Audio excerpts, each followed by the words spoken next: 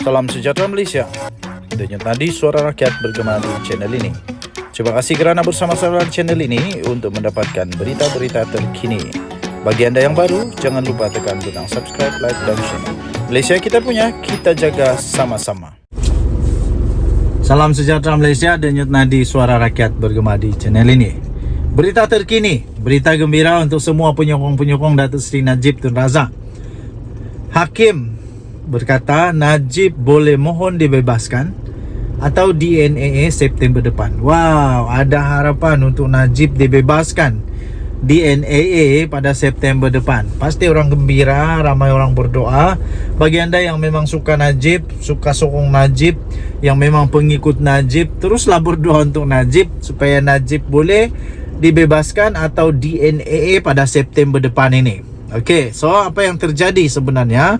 Mahkamah Tinggi Kuala Lumpur memberitahu, ini Mahkamah Tinggi yang memberitahu bahawa Peguam Najib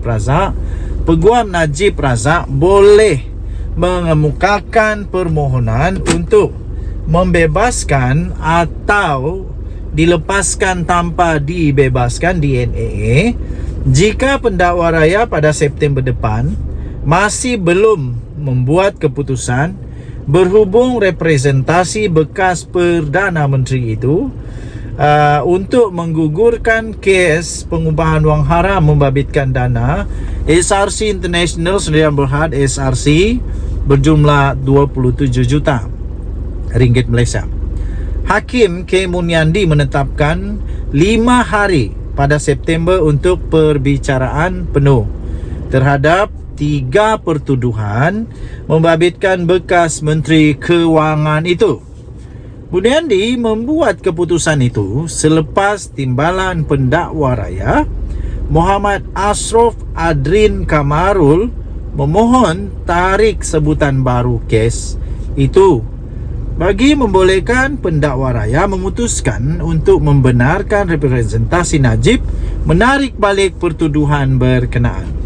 Sebelum ini, Ketua Peguam Bela Muhammad Syafiq Abdullah memberitahu mahkamah bahawa 3 pertuduhan pengubahan wang haram itu perlu digugurkan kerana itu telah tergantung sejak hampir 6 tahun, sejak 2018 lagi. Hari ini sebaik mendengar permohonan pendakwa raya untuk mendapatkan masa tambahan untuk memutuskan representasi itu, Syafiq mengulangi permohonannya supaya mahkamah memberikan pembebasan penuh atau DNAA kepada Najib. Syafiq mengingatkan mahkamah bahawa kes itu telah pun ditangguhkan sejak sekian lama dan hal ini diburukkan lagi oleh pihak pendakwa yang sentiasa memerlukan lebih banyak masa untuk meneliti representasi tertuduh.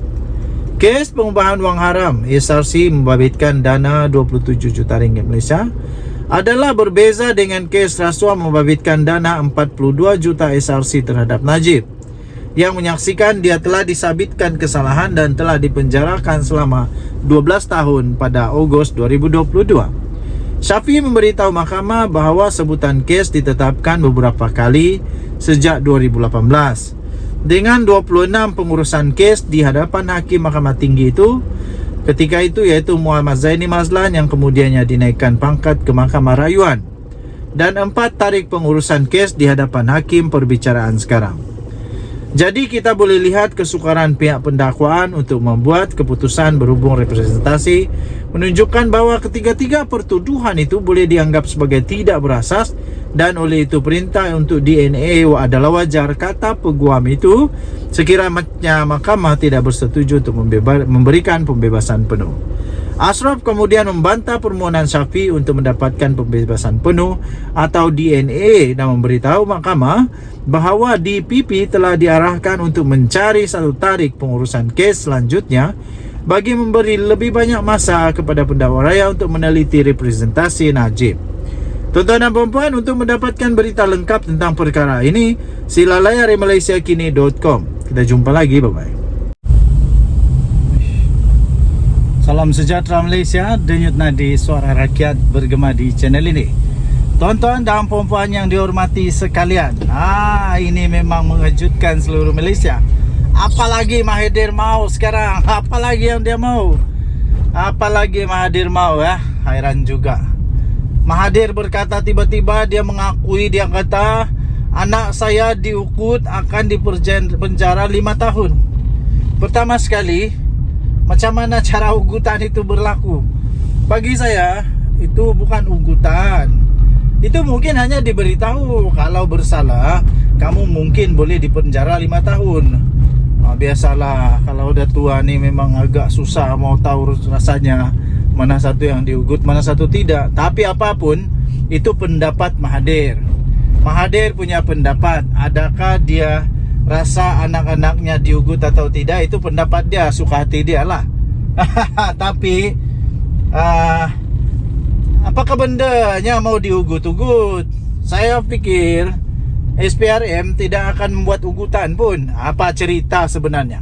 Bekas Perdana Menteri Datuk Seri Tun Dr. Mahathir Mohamad, bekas Perdana Menteri Tun Dr. Mahathir Mohamad menempelak kerajaan yang dituduhnya melakukan kezaliman terhadap musuh politik. Betulkah Mahathir ni baik betul? Betulkah Mahathir tak pernah melalui perkara-perkara ini? Tapi ya, betul lah. Kan Mahathir baik hati, dia tak pernah buat lah. Jangan risau. Jadi anak Mahathir kata, anak saya didakwa dengan ugutan. Jikalau dia buat apa-apa tindakan yang pendakwa anggap bertentangan dengan dakwaan dia, dia akan dipenjara selama 5 tahun. Apa benda Mahathir cakap ni? Katanya tidak disebut akan dihadap ke mahkamah.